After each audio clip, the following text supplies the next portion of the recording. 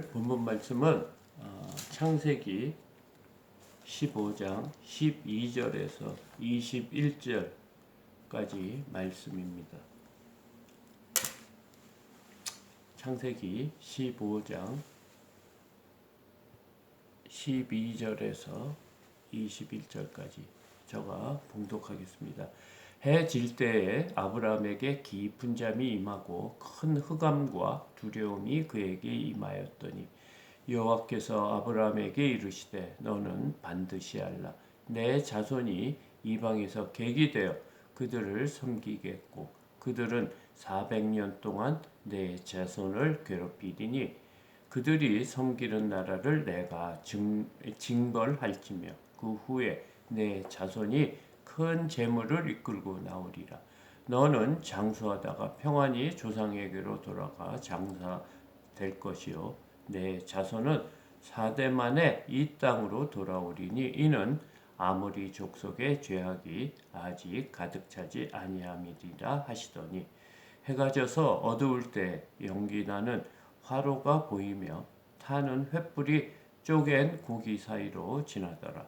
그날에 여호와께서 아브라함과 더불어 언약을 세워 이루시되 내가 이 땅을 애굽 강에서부터 이 그 큰 강 유브라데까지 내 자손에게 주노니 곧 겐 족속과 그니스 족속과 간몬 족속과 헷 족속과 브리스 족속과 르바 족속과 아모리 족속과 가나안 족속과 기르가스 족속과 여부스 족속의 땅이니라 하셨더라.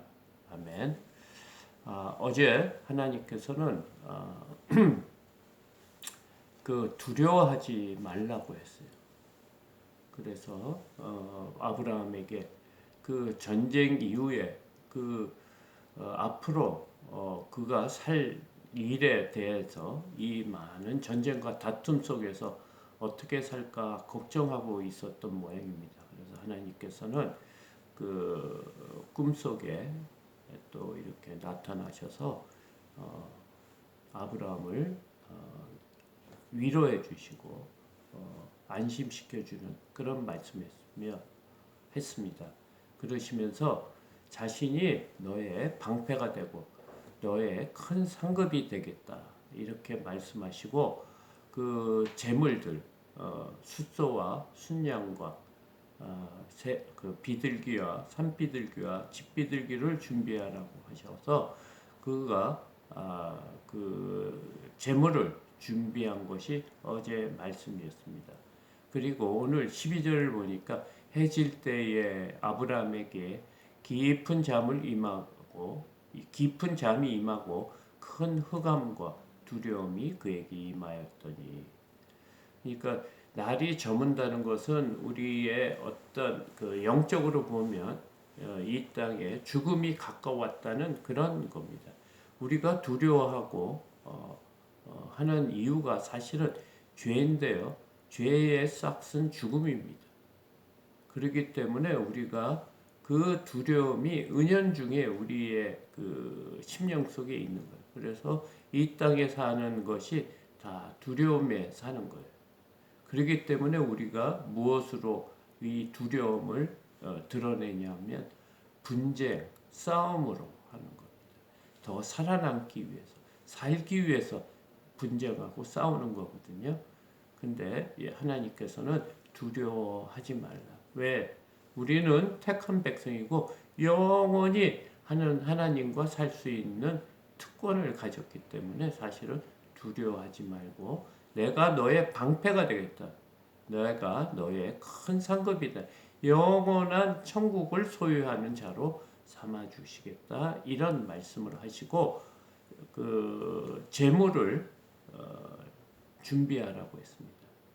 그러면서 하나님께서는 아브라함에게 깊은 잠이 임하게 하고 이런 상황을 만들었거든요. 이 깊은 잠은 창세기 때 아담에게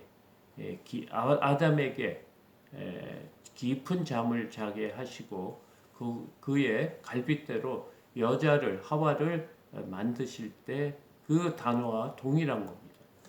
그러니까 아무 할 수 있는 자신이 할 수 있는 힘이 없을 때 그때 큰 흑암과 두려움이 그에게 임하였다고. 우리가 아무 할 수 없어요. 우리가 대항할 수 있는 거 죽음 우리가 우리의 힘으로는 할 수 없어요. 근데 그때 큰 흑암과 두려움, 이 죽음의 두려움이 그에게 임하였더니 여호와께서 아브라함에게 이르시되 너는 반드시 알라 내 자손이 이 이방에서 객이 되고 그들을 섬기겠고 그들은 400년 동안 내 자손을 괴롭히리니. 하나님께서는 아브라함에게 이 사실은 너는 분명히 안다, 반드시 알라 한 말씀이 뭐냐면 내 자손이 이방에서 객이 되어 그들을 섬기겠고 그들은 400년 동안 내 자손을 괴롭히리니. 이 말씀은 애굽에서 400년 동안 종살이하는 그 말씀을 하는 겁니다. 하나님께서는 아브라함에게 너의 자손이 모래알처럼 하늘의 뭇별처럼 많이 있을 거다, 이런 말씀을 하십니다. 사실 하나님께서 이스라엘이라는 나라를 만들기 위해서는 이런 애굽에서 종살이하는 그런 기간이 필요했던 것 같아요. 왜냐하면 아브라함의 자손 이삭을 통해서 또 야곱과 에서가 태어나고요. 이 야곱을 통해서 12아들이 이렇게 태어나면서 그 야곱 때 애굽으로 갑니다. 그 이유는 흉년 때문에 그 이스라엘이라는 가나안 땅에서 살 수가 없기 때문에 그 당시 하나님께서는 미리 요셉이라는 야곱의 아들을 미리 보내서 종으로 보내서 그 애굽 땅의 총리로 만듭니다. 그래서 그 7년 흉년을 잘 지혜롭게 지낼 수 있도록 요셉을 통해 그 애굽을 또 이렇게 보호해 주시고 그것을 통해서 애굽의 그 야곱의 자손들이 형제들이 70명이 고센 땅이라는 그곳에 삽니다. 그곳에서 400년 동안 살면서 이스라엘이라는 고센 땅은 이스라엘 사람만 살 수 있어요. 그 인원들이 불어나서 출애굽할 때 200만, 그러니까 장정만 60만이라고 했거든요. 그러니까 여자와 노인과 어린아이까지 치면 200만이라는 큰 민족이 일어납니다. 그래서 그곳에서 탈출하는 것이 출애굽이거든요.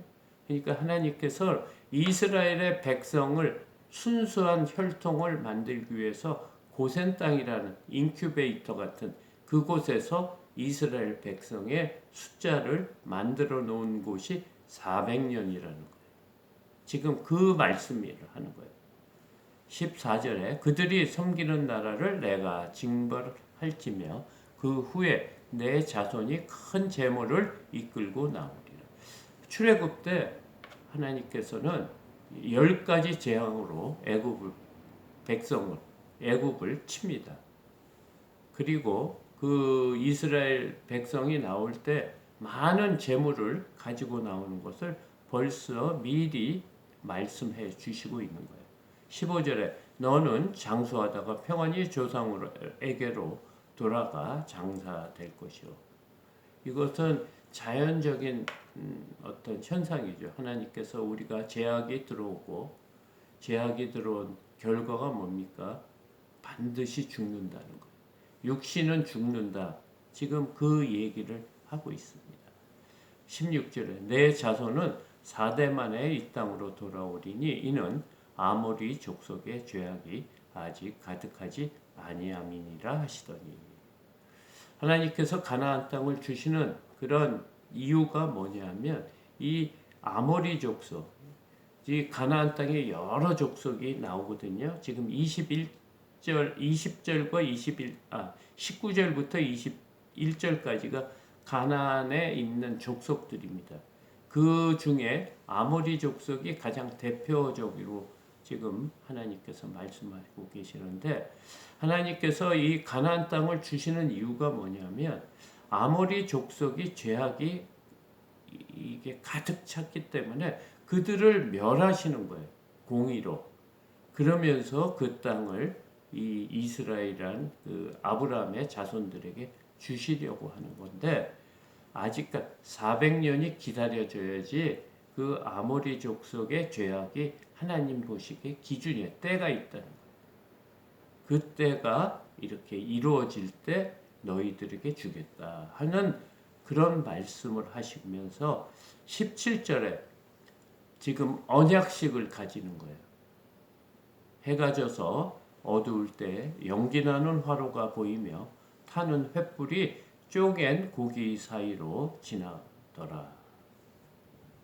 18절에 그날에 여호와께서 아브라함과 더불어 언약을 세워 이르시되 내가 이 땅을 애굽 강에서부터 그 큰 강 유브라데까지 내 자손에게 주노라. 하나님께서는 언약식을 하는 거예요. 그 너희들에게 어제 본문에 아브라함이 이런 큰 땅을 주겠다는 증거가 무엇입니까? 보여주십시오. 그런 아브라함이 하나님께 말씀을 드렸거든요. 하나님께서는 그 약속을 지금 제물을 동물 염소와 또 이렇게 순양과 산비둘기와 집비둘기를 준비하라고 한 이유가 뭐냐면 그 언약식을 하겠다. 하나님이 아브라함과 여호와 하나님께서 언약식을 하는데 지금 제물 사이로 횃불이 이렇게 지나갔다는 그것은 뭐냐면 고대 근동의 사람들끼리 나라끼리 언약을 맺을 때 이런 동물을 이렇게 잡아다 반씩 이렇게 갈라놓는다고 합니다. 그래서 소나 양이나 염소나 이렇게 그 제물을 이렇게 잡아서 반씩 쪼개놓고 그 사이로 지나간답니다. 둘이서 언약하는 그 사람들이. 그 의미가 뭐냐면 언약을 지키지 않을 때 반드시 이와 같이 죽을 거다. 그래서 꼭 언약을 지켜야 된다는 그런 전통이 있었습니다. 하나님께서는 사람들이 사용하는 그 당시에 사용하는 언약식대로 지금 아브라함과 여호와께서 언약을 하는데 지금 하나님께서 아브라함을 깊게 잠을 들게 한 이유가 뭐냐면 하나님께서 혼자 그 사이를 지나갔다는 거예요. 횃불이 하나님을 의미하는 거예요. 화로, 연기나는 화로와 타는 횃불이 그 동물 사이에, 쪼갠 사이에 혼자 지나간 거예요. 그러니까 이 언약은 하나님께서 반드시 지키게 했다는 거예요. 책임이 모든 것이 하나님의 여호와 하나님께 있다는 거예요.